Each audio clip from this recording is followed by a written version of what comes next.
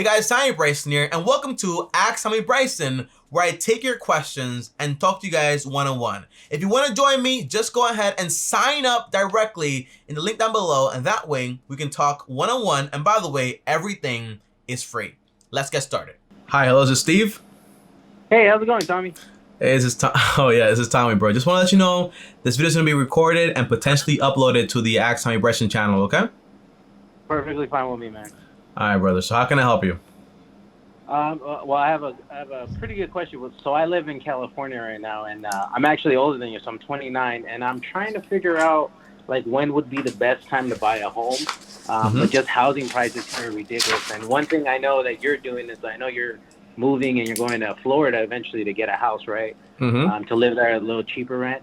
I know one of the things that I would like to do that, but I think for me, I really want to stay close to my parents, and they live in California right now. So I'm trying to figure out a way of what is the best thing I can do. Because right now what I'm thinking of is there are like first time buyers programs that can go up to like 800,000. Like they can like, I think 17% they could put down, and then I'll put the 3%. So I was thinking that might be an option as I get more and more money, and then I could put a little bit more instead of the 3%. So I'm wondering your ideas of that. And then on top of that, this is probably maybe a separate issue of just what type of books would you recommend in investment? All right. Okay, so let's handle the first issue, which is basically, Tommy, my name is Steve. You say you live in Silicon Valley, right? Yeah.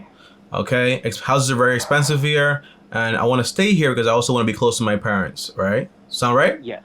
Yep. Okay, so let me ask you a question real quick. What's your income? Right now I'm making like 60,000, so I'm getting a paralegal certificate, so I'm hoping to increase that income in the next year or so. Okay. All right. So let's do the math based on your current income and your current situation. The answer would be, when it comes to buying real estate, I follow the 33% rule, which basically means I don't buy a property that's basically more than 33% of my monthly income. So for example, it has to be less than 30% of your income. Basically, meaning, for example, your mortgage, insurance, taxes, maintenance, even an HOA fee, everything included cannot be more than 33% of your monthly income. On top of that, I recommend anywhere from a 10 to 20% down payment. And I also recommend you get it on a 15-year mortgage. Now, the problem with this plan is that where you live in Silicon Valley, it's going to be very, very difficult to buy a home with that math.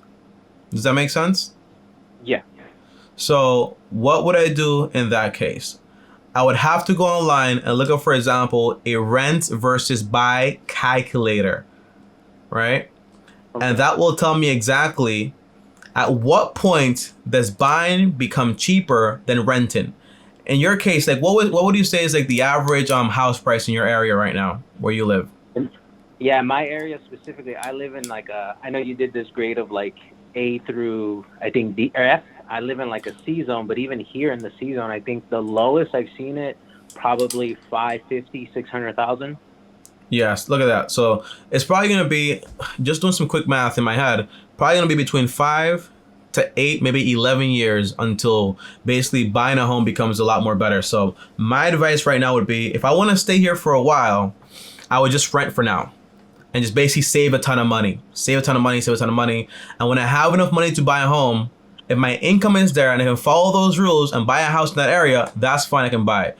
But for right now, it sounds like, by the way, what job do you have right now? Like, what do you do? Oh, so right now I work at a nonprofit law firm. And I do like contracts and deliverables. So we do nonprofit, so we have to report back to our funders, and I kind of create the reports through Excel, and they just gather and then give the reports back so that we can continue getting funding. And you can do that through anywhere? You can do that in Florida? You can do that anywhere? So right now we because of COVID, we've actually been remote. So yeah, right now I'm at home. I can do it remotely. So I'm hoping in the future that I will be able to do this remotely, and hopefully move somewhere that's cheaper for a little bit and save more money. And do they have any locations, for example, in Florida or anything like that, or the only one location to have? No, it's only the location here in Santa Clara County. It's only one location. Yeah. Okay, but have you looked up jobs in Florida within your field? No, I haven't yet. Yeah, so that's why I'm getting the paralegal certificate so that I can get a paralegal, and then once I get that, then I'll be able to have a little bit more, I guess, freedom of where I could go in different jobs, because it just opens up with corporate law firms, family law, the county, and then hopefully that will also increase my income as well. And do you live with your parents right now, or you live by yourself? Yeah. I live with my folks right now because it's just so expensive here. Yeah. I mean, how much do they charge you to stay there? Like nothing or something?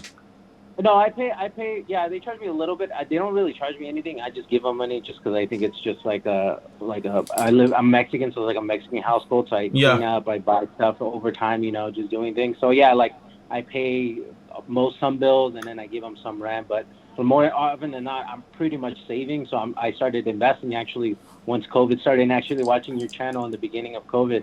I've been investing pretty heavily right now, and I have, I think, about $30,000 that I've invested so far, and I'm hoping to increase that. And then hopefully my net worth, I'm trying to get to by the end of this year, maybe like 100,000. I'm like at 50 right now. And hopefully I can get it up to like 100,000. Okay.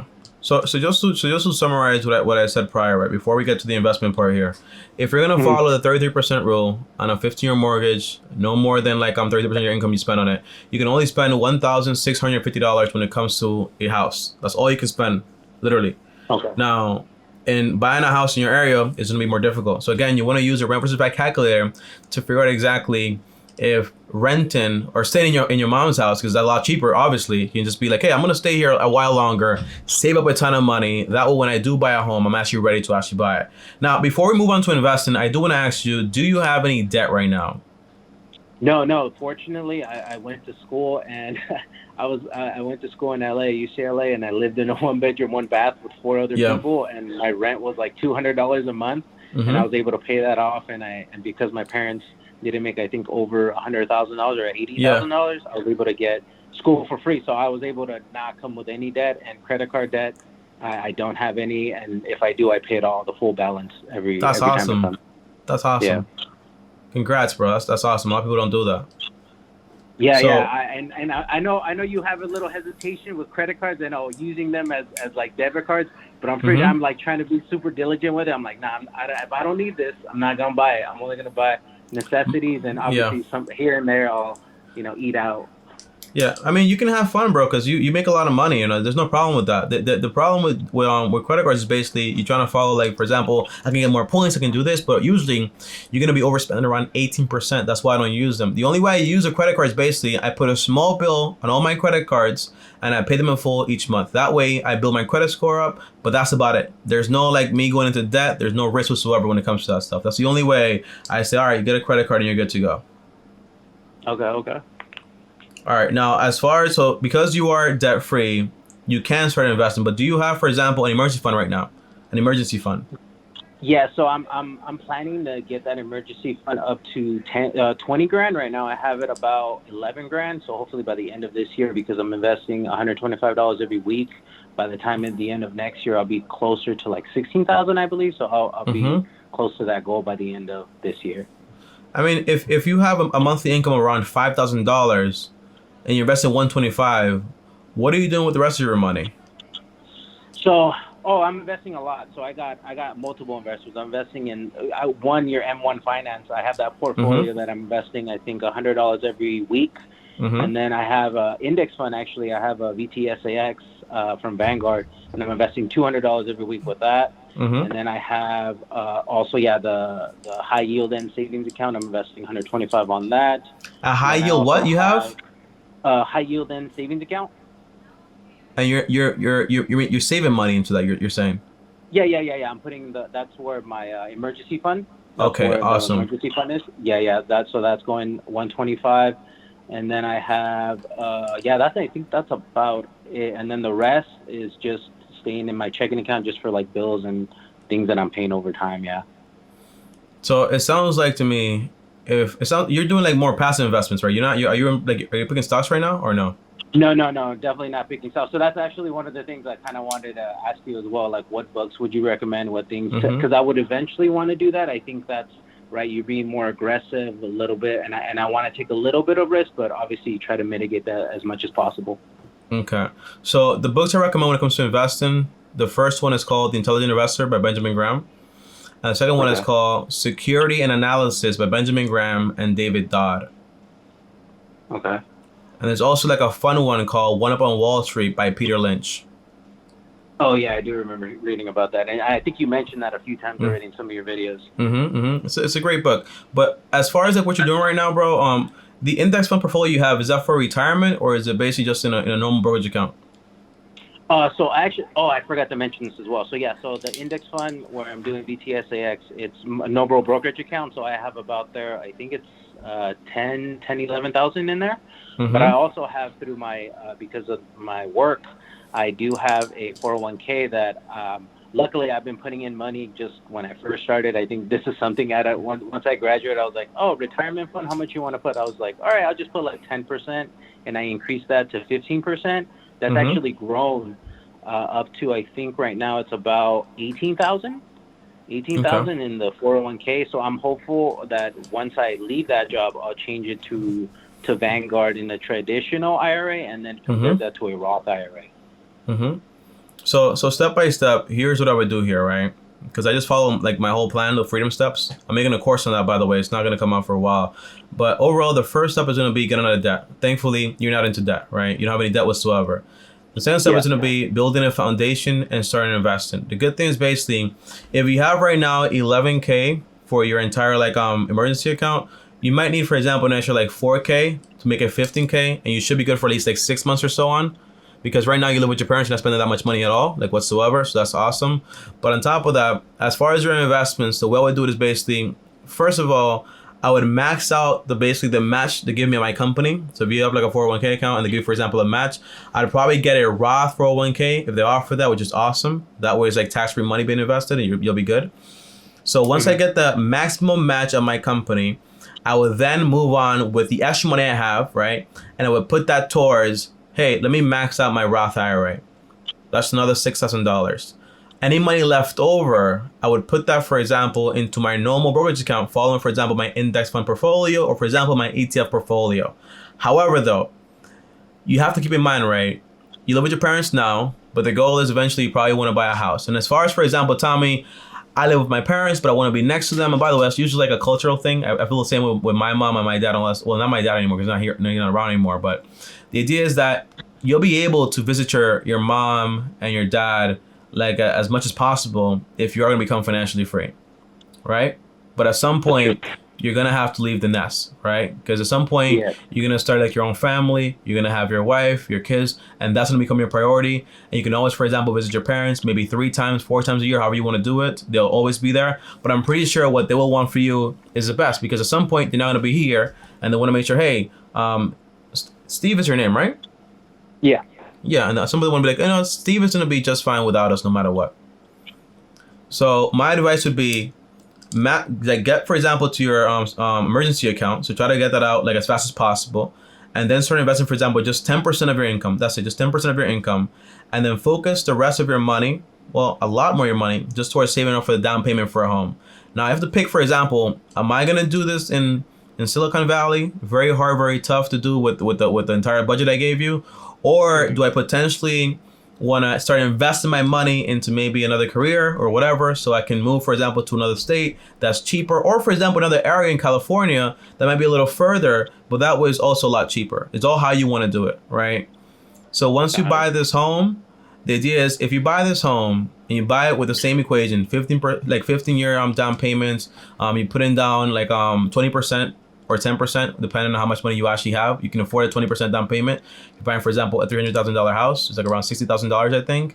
But if you do that, and you invest in 10%, and your emergency fund is fully funded, you should have some extra money to put towards the mortgage, even more money. So instead of taking 15 years, it should only take you between 8 to 12 years. That way, you own that house as fast as possible, and that's yours. Now, my name is Steve, right? I've been investing for a long time. My emergency fund is fully funded. My house is paid off. And now all I have is a bunch of free money, like free cash flow, to do whatever I want with it. Invest more, save more, give it to my family, give it to charity, whatever I want to do. But in 6 to 8 years or 10 years, you'll be fully financially free. And the way to do that is you have to limit your investments right now, consider buying a home. And when you do that, you lower your expenses by a lot. Okay, thank you so much. And one last question, I guess. What would you say compared to the 50 and like the 30-year mortgage loan, right, that you're getting?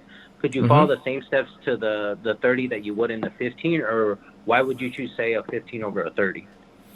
The reason I would choose a 15-year mortgage over a 30-year mortgage is because basically, all right, listen to this, right? If I gave you the option to pay $1,000 a month, and then the trick is, if you pay extra money, you finish faster, right? But if something goes wrong in your life, say for example, you start a family, now you have some kids or whatever it is, and something goes wrong, your car breaks down, maybe you break a leg and you're unemployed, and you can't make those payments, what's gonna happen? You just make the minimum, right? That's all you're gonna do. The point is, once you do, for example, the 15-year mortgage, it'll only give you the option to pay that much money. So even if you, for example, can't pay extra towards it, you're still gonna finish in 15 years. What I don't want is to give you an out, right? And before you know it, you start basically saying, like, oh, I'm just gonna pay this and pay slower. I'm saving money in taxes and all that stuff. And on top of that, you save a ton more money when it comes to the interest you're actually paying the bank. Got it. That makes sense. Kind of you're giving yourself an out when you're doing a 30-year mortgage, and you can get lazy over time. Exactly. And by the way, if you do follow the rule and you're very exceptional, you do all this stuff, it's fine, right? But you don't need to follow the rule if you're going to follow if you say like 33% of my income, I can do that, that's fine. You're able to afford that no matter what, because it's only like a third of your income. It's not like, oh, this home is going to be half my money. If I lose my job, I don't have anything. No, that's why you give yourself a 6-month emergency fund to take care of yourself. So if you do lose your job, you say, hey, I can pay this mortgage for the next 6 months and find another job. So you don't need to put on a 30-year mortgage. Got it. Okay. That makes sense. That's the idea. You have any more questions, bro? You still have some time. Oh, yeah. What would be a good one? So congratulations on your engagement, by the way. Thank you, bro. Appreciate it. I wanted to talk to you. Maybe this is we're just talking now. I go know ahead. you're working out. I know you're trying to get in shape, right? One thing I would recommend, I don't know, I sent you in DMs. Obviously, you get a ton of DMs and everything. I would highly recommend jump ropes, man. Jump ropes? I brought these cross rope jump ropes, and I've been in the weight room. I played football in high school, and then in college I kind of got overweight, just eating and studying all the time. Yeah. And then eventually coming back, I was like trying to get into the gym, going to 24-hour fitness, and I liked it. But then obviously once COVID hit, it kind of shut down, and I was trying to figure out new ways to do it. So one of the ways that I did was cross rope jump ropes, and it's a full body exercise, and it's great on cardio. You burning a ton of calories in a short amount of time, and for me it's efficiency, right? I want to burn as much calories in a short amount of time, and honestly I've been losing a ton. I think I'm down like 20 pounds already, so I would highly recommend it if you're thinking of adding some cardio, because I hate running personally. I've never been into running. I'm like, I don't know, these runner highs, I get tired high. I'm exhausted, man. I ain't gonna run this. So for me personally, I'm like, I need to find something to be super efficient, and I'm still gonna weight train over time once I like burn some more weight or take off more weight. Cross ropes, honestly, highly recommend it, Tommy, if you're ever interested in it. Yeah, I used to do cross rope, but then I'm just doing like the elliptical right now. But I'll probably get back into it, like, because I usually do like maybe 3 months of like one cardio exercise, and then I'll shift to like another one, not to get too repetitive. But let me ask you a question right now, right? Because there's 4 pillars to life, right? You have health, wealth, love, and happiness, right? And it sounds like you have like the wealth part like right there, right? Because you already have a plan, you know what to do. But as far as health, you're like working out and so on. What about like, you live with your parents? Do you have a girlfriend right now? Yeah, I do have a girlfriend right now. We've been through this financial journey right now, trying to figure things out, and we're both kind of in the same situation. We both eventually want to go to law school and be an attorney. We know that that's a shit ton of debt. Sorry to say the S word. Yeah, it's okay. It's okay. It's a ton of debt. Eventually we're gonna do it, but we're both figuring things out. I think one of the things with COVID that has been a bit beneficial, even though there's been a ton of horrible things with it, is that kind of gets your finances together and lets you look at your finances, your life in a perspective, and just try to make it better. I know everybody's been dealing with this differently, and I've been fortunate enough to be able to come out at the end a little bit better. When do you want to go to law school? I want to do that probably in like 5-10 years. Definitely not now. I think with COVID, well, I definitely want this to end because, right, I don't want to be paying $100,000 and be doing law school through a computer. That's not beneficial at all. So for me, I'm hoping to do that in in 5, maybe 10 years. But one of the biggest things I want to do is like I want to make sure that I don't want to be in that $100,000 debt. So I'm trying Yeah. to figure out a way where maybe I'm a paralegal and I go to law school part time while still working full time, and then pay off that over time quicker. So that's hopefully my goal. But then also I kind of want also a place to my own. I kind of want to be able to own something, Yeah. and also be able to help my parents out as well when my dad's retiring, because he's close to retiring. He's like 64 right now, so Yeah. he's bound to retire very soon, and I want him to enjoy his life out as well. I mean, how do your parents feel about, like, I mean, not your parents, like, how does your girlfriend feel about living in Florida, or Well, like living in any other state? I don't know, honestly. We haven't really discussed that too much. I think we're both in the same position. I think coming into like a cultural household, right? We always want to be close to our parents. We always want to be close, because I think her, similar to me, we both kind of take care of our parents. I have an older brother as well. He has his own house, though. He was really fortunate, actually, when I think it was 2008 or something, when the housing market crashed. I think he was able to buy a house, and he bought it way under market value. Now it's like 3-4 times the value here. But I don't know about moving. I don't know. I like California too much. I'm too spoiled over here. I will say. I mean, nice. if you do like where you live, there's no problem with that. Just make sure the math makes sense when you buy a home, right? That's all it is. The equation works, for example, if you're in Florida, or if you're, for example, in California. And by the way, there's areas in California that are a lot more cheaper than where you probably want to live, right? If the commute is like an hour away from your parents, that's something to consider, right? So it's all up to you on how you want to do it. And if you have, for example, I wouldn't make plans with my girlfriend, like when it comes like to financially, like unless like we're married, like, okay, we're gonna buy a house together, like that's fine, right? But if you guys are actually gonna get married and all that stuff, then you can say, okay, go ahead. If you make this much money, I make this much money, we can follow this rule, the 33% rule. We can buy a home that's actually pretty affordable, and we can live right next to our parents. It'll be perfect. It'll be great. We can pay it off fast. If it's a lot faster when you're working with someone, right? Because not just by yourself. Yeah, because then you kind of get this like lonely feeling, right? You're just kind of like putting your head down and kind of grinding, and not until you see kind of the end of the tunnel, right? Yeah, I mean, that's why you have 4 pillars, right? It's health, wealth, love, and happiness, and you don't rush any of them, right? I'm not telling you go marry a person that doesn't make sense financially, right? Or like in any other circumstance. You make sure that you and this girl agree on 4 things, which is basically your in-laws, how you're gonna treat like people in your family, kids, money, and also religion. If you guys agree on all 4 of those things, and you say, okay, we want to get married, and this makes sense, and it's perfect. But if you do have to buy your own house for yourself and rely on yourself, that's fine too. You don't want to just rush into anything, whether like financially, investment wise, or anything out there. Yeah, and actually one of the things that I've been realizing since kind of like COVID started and me getting back in shape where I was, I've been realizing the correlations between health and financial independence, because I've been eating a lot healthier, making my own foods at home. I'm saving a ton more money that then I can go invest, right? So there's just a huge correlation between health and fitness, and like eating right and saving and investing at the same time. Yeah, I mean, the whole point is, if you like jumping rope at home, that's fine too. But if you want to go to the gym, and because the one thing I never liked about just like doing cardio is that when you do lose all the weight, you don't really have any muscle at all, like really that much. But I do like building a lot of muscle. But if that's what you want to do, like just jump rope and stuff, as long as you're doing something to stay healthy and you're eating healthy, that's all I care about. You know, that's all you should care about too. Like just staying in in a healthy standpoint. Oh yeah, and actually I got fortunate too with my brother, because as I mentioned earlier, he has a house and he doesn't live too far from where my parents live and we live.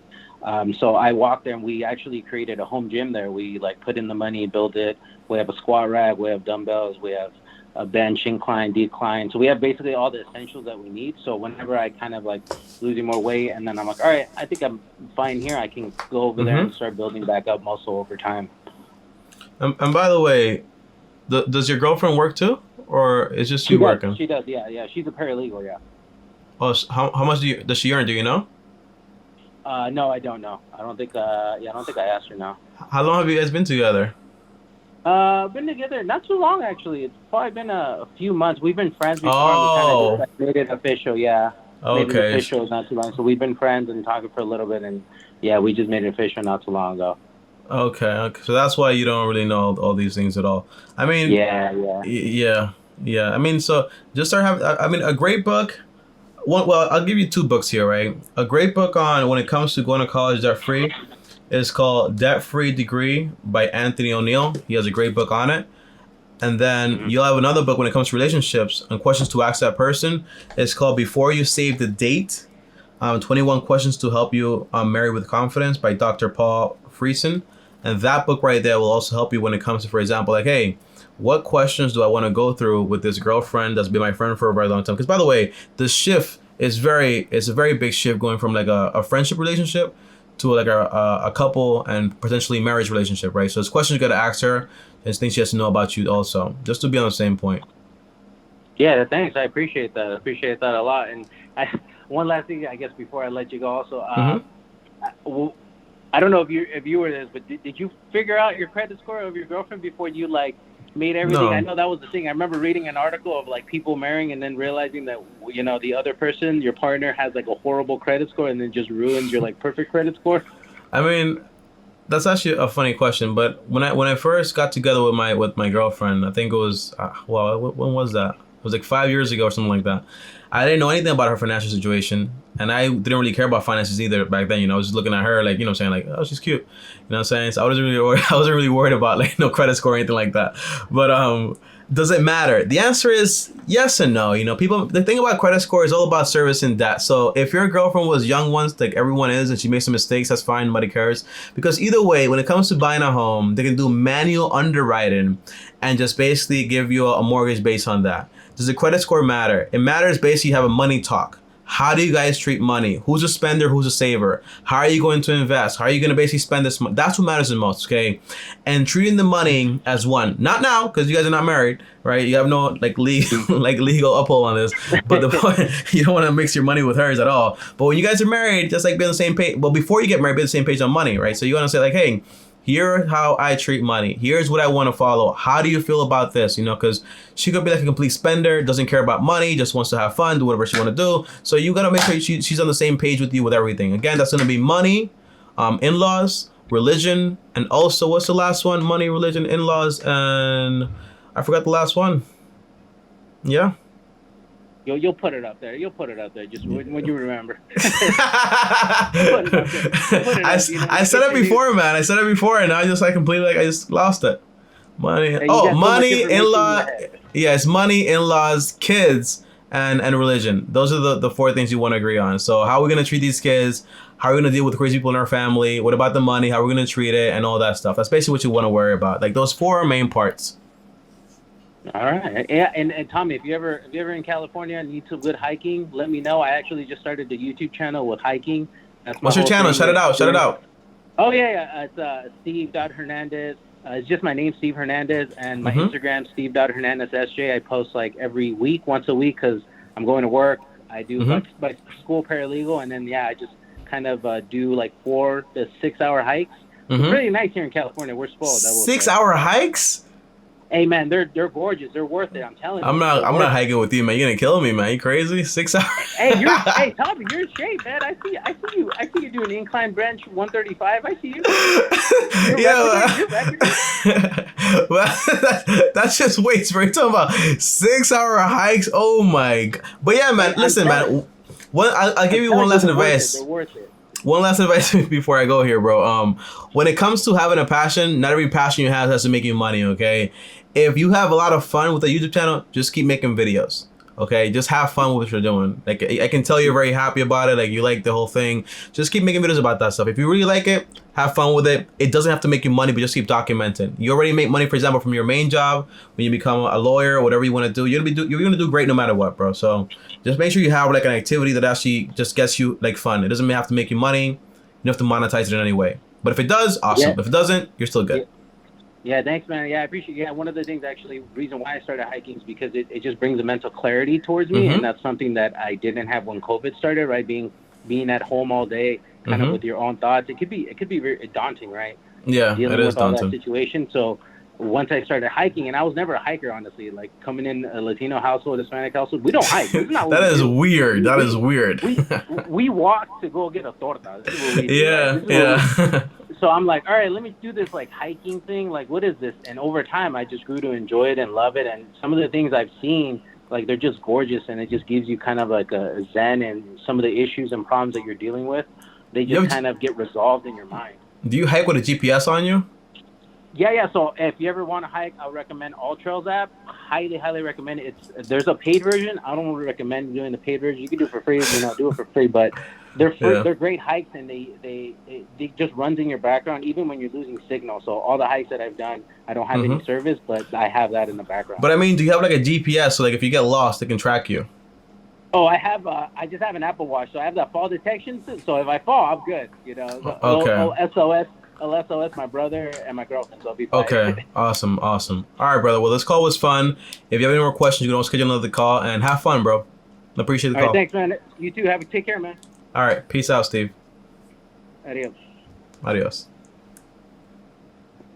All right, guys, so that right there was Steve. And by the way, 29 years old, staying at home. It's like a cultural thing, I'm 24, staying at home also, it's fine. And by the way, makes a lot of money, is on to another career, and to me, it sounds awesome. All he needs is basically an emergency fund. He's working on that, and to consider, hey, what am I gonna do in the future? Do I want to stay in California? And by the way, there's nothing wrong buying a home in an expensive area, okay? Charlie Munger lives in California, will never move. Warren Buffett lives in Omaha, Nebraska, will never move. They don't really care about, oh my God, it's so expensive here. No, if you can afford it and do things correctly, everything is gonna be fine. But what you don't wanna do is break the rules to your rules in order to fit into something that you just don't fit in just yet. So it might take longer to save the money you need, but it is gonna be worth it if you do it the right way, Steve. And overall, I like that conversation a lot. I had a lot of fun, and it sounds like someone that knows exactly what they wanna do. I'm not out here picking stocks, but before I do that, I want to learn exactly how to do it. So yeah. And by the way, I spaced out and the whole marriage thing, but it's usually money, in-laws. I'm spacing out again. I forgot all two of them. Money, in-laws, kids, and also religion. Those are the four things you want to worry about when it comes to getting married and so on. And you also have four pillars to life. You have health, wealth, love, and happiness. And four walls to a budget. You have groceries, well, basically food, transportation, also shelter, and lastly, utilities. Everything has like four rules to it. I don't know why. It just works that way, guys. And as always, guys, like, subscribe, hit the bell to get notified. And if you guys want to join me on my next call, well, join the call down below. It's free to come on and talk to me one-on-one. See you guys tomorrow. As always, if you want to talk to me one-on-one, join my Patreon, link down below, or send me a DM on Instagram at Tommy Bryson. And before I go, if you want to watch another call, here's another call right here, and click my face right here. See you guys tomorrow, and as always, peace.